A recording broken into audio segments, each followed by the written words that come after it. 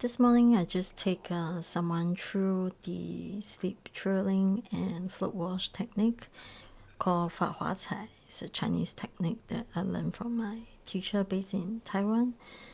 So it was a very enjoyable class. I really enjoy doing it. I'm doing it from home today because I don't have internet at the pottery studio, which is really troublesome. But I just can't afford to get Starlink and have internet going at the studio when I'm not making enough money to pay for rent. So I do the class today at home with Mar, and it was fun. Yeah, it's nice to speak to someone from across the world. She's based in West Virginia, so that was nice. Yes, really enjoyable. Yeah, if you have questions or you'd like to learn more, feel free to contact me, sign up for online lessons on my website. I really appreciate it. It really helps me survive and pay for my rent. Let's get started. How do we do sleep twirling on bisqueware? There are actually a few important steps you have to take to make sure it all works properly. So the first thing is make sure you sand the bisqueware you're using. The purpose for sanding it is to remove all the trimming lines. We don't want to see any of the trimming lines when we do fill the surface with the colors. And so I have already sanded this, but I could see there's still a little bit on the edges, so I'm just going to sand this. I use this sanding sponge as a 3M sponge. I really like it.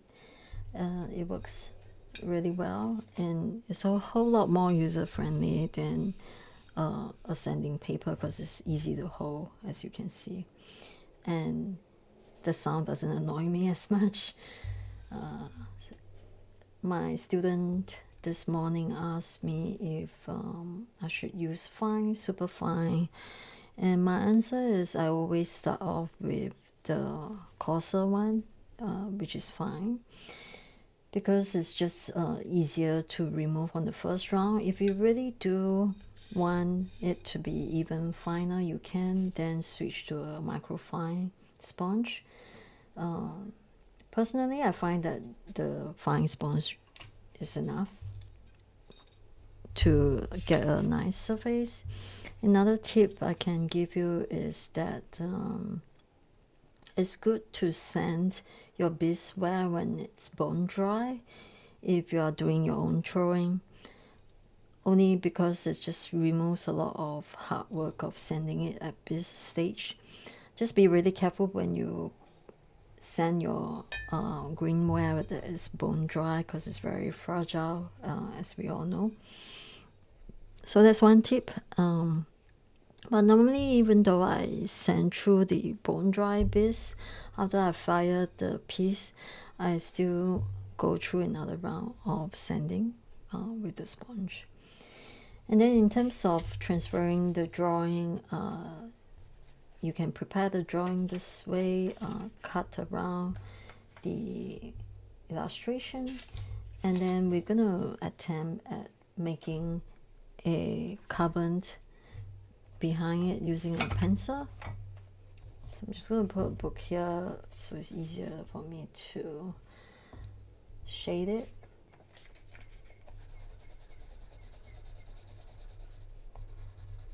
So I'm just going to shade the outlines that I could see.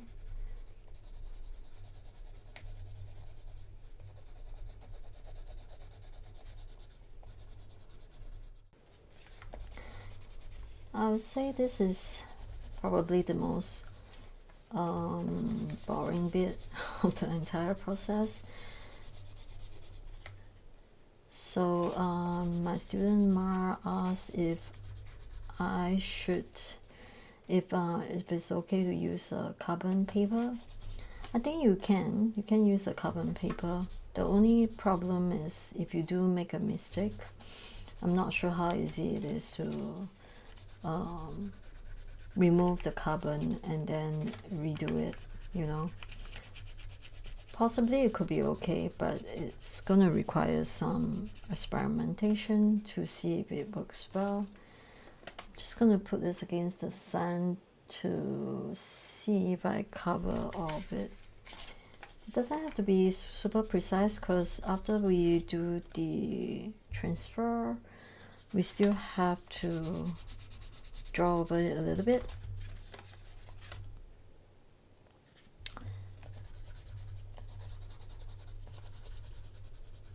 If you're a regular drawer, you know you're used to freehand drawing, you can just draw directly onto the bis, which I often do.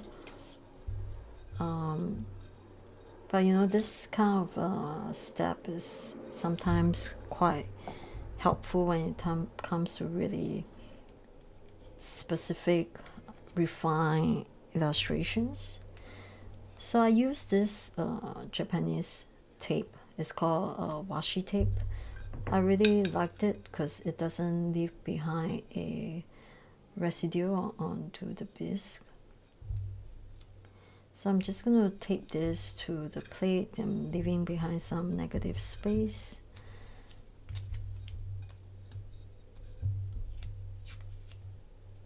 So this is just going to hold the illustration down.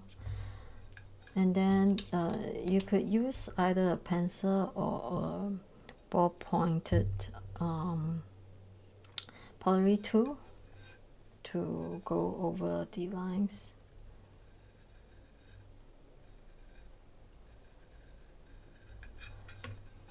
I'm just going to do a quick check whether that up here, yep, seems okay.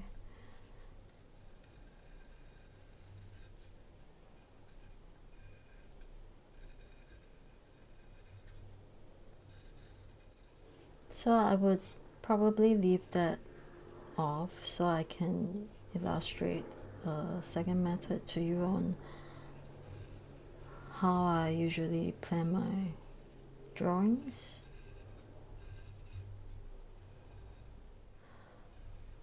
I think I would check this. Yeah, okay. So I've left out this one to illustrate to you how I sometimes plan my drawing. I just do a scaffolding of geometric shape, and that gives me an idea of how to draw it. It doesn't have to be super precise because when we do the slip twirling, you can refine it. But I do find that sometimes getting it super precise helps beginners because they are new to slip twirling. So that can be very helpful. So that you probably not be able to see from the video, but when I did the transfer over, there are actually super fine lines, very light. So I'm just going over it to give me a more precise idea of the drawing.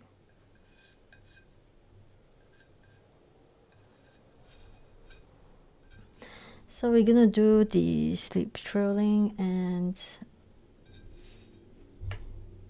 this has been prepared with food coloring in it. And so sometimes when you leave behind the slip on the table for days, it would start to dry up on the bottom. So one tip is to leave it laying down so that the water accumulates on the top and the clay falls to the bottom.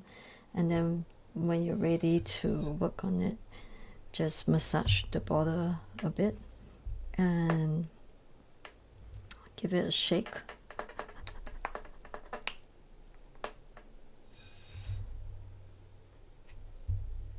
and it's ready to be used.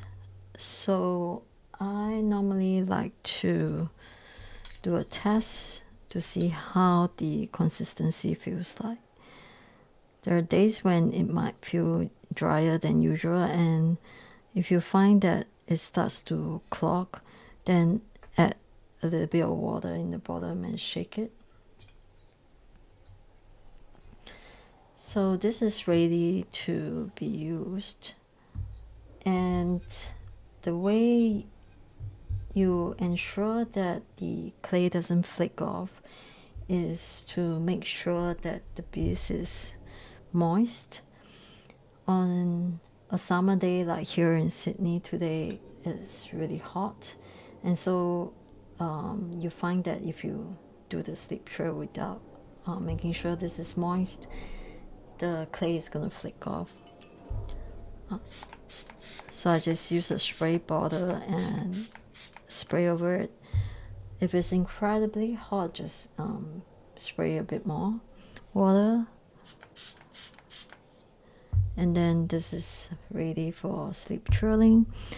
I like to have the drawing near me so I can refer to it if I want to refine the drawing. So the key to slip trailing is not to squeeze too hard. If you squeeze too hard, it's gonna clog the tip because all the clay is rushing to come out of the tip. So you want to just squeeze a little, and then as you draw the line, continue squeezing so it comes out evenly. Another thing is it's fine for your needle to touch the base, and the key thing is make sure you move slowly.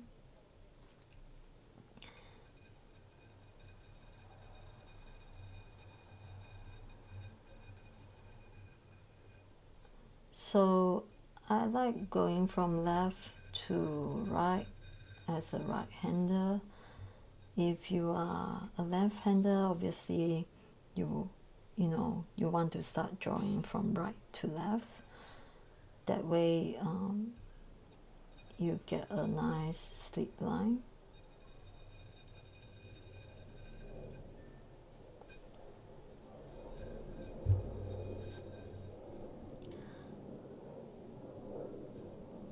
Yep. So obviously if you squeeze harder, you're gonna get a more you're gonna get a thicker line.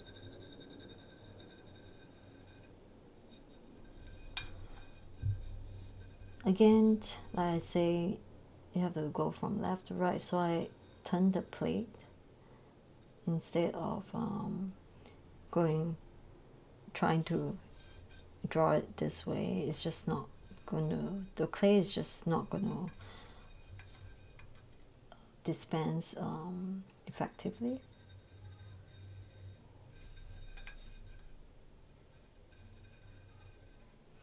So yeah, you just keep rotating until you're happy. If you find that you're not happy with the line, you can remove it with a knife. I like this a lot. This is a ceramic knife. It's not as harsh as a normal pen knife. So like right now I find that this first line was a bit too thin. I want to fix it. You can fix it. So the tip is remove the line only when the clay is dry. If you make a mistake, move on to doing the slip trail on another pattern, and then when it's dry you can come back and fix the one that you didn't like. Okay, so with the painting I use a brand called Kiwi underglaze. I really like this because it fires up to 1260 degrees Celsius. It's very tolerant of high temperatures compared to the other brands I've known. Some people online even push it up to 1280 and find that it holds. It didn't flake off, so that's really good. With ceramic paint, because there are all pigments, they're always gonna fall to the bottom because of the weight of the pigments. So whenever you load the brush, just make sure you mix it like this, and you're kicking up the pigments from the bottom. I'm just gonna use the edge of the plate to form a teardrop of the brush. I'm just removing this excessive hair, and now it has formed into a crescent. You can turn it over, and we can now start to dispense the paint onto the bisqueware. So when you start, you can squeeze the brush a little, and we're gonna move the paint down. As you can see, it's too much. It means that I had way too much in here. So the way you can check it is squeeze the brush a bit. If it looks like there was a lot of water, just try and remove it. So that was a bit too much. So now I'm gonna try again.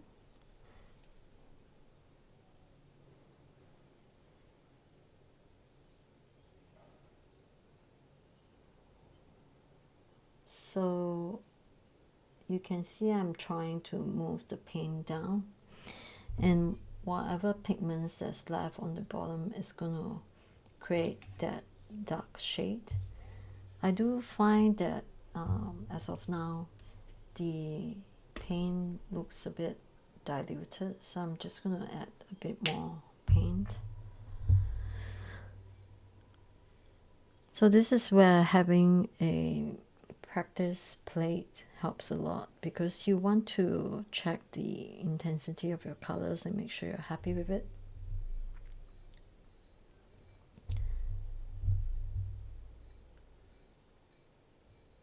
So if you do find the paint doesn't come down, you can shake the brush a little.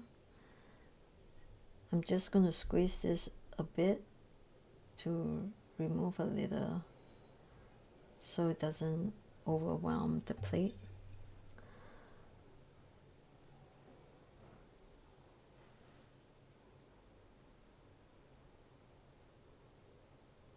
As you come down, you can stop there and then use the brush to move the paint down a little. And you can tilt the plate a bit to help the paint get to the bottom.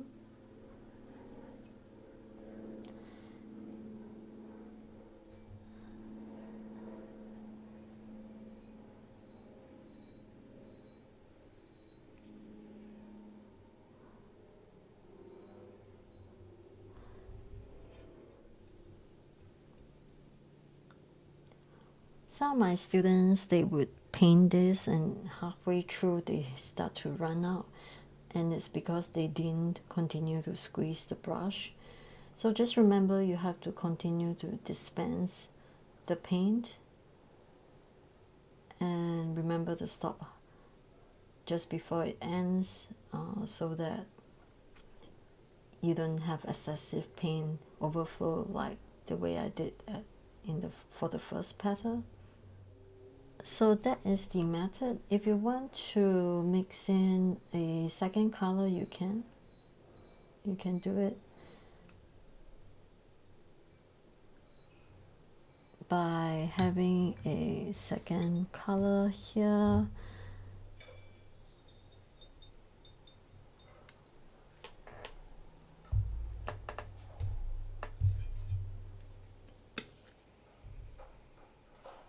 Yep. So this is the second color.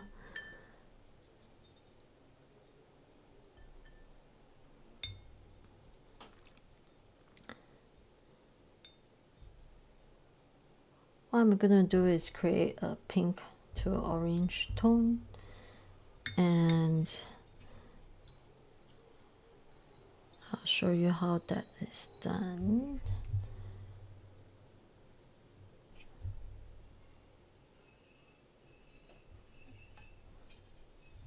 Right. So I'm creating a pool of paint, right? And that pool of paint is still sitting on the surface. I'm just gonna mix in this orange, and that's how you create the tone. So I have a pink to orange.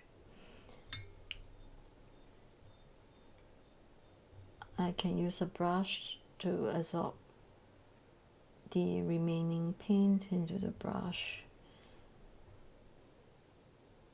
if I want to help it to dry a bit faster. So yeah, that's the overall gist of how this method works, and I will show you the finished work of this when I get on with all of it. I'm just gonna do this separately so I can relax into it without filming myself. That's the technique, and I hope that helps. Yes, thanks for watching.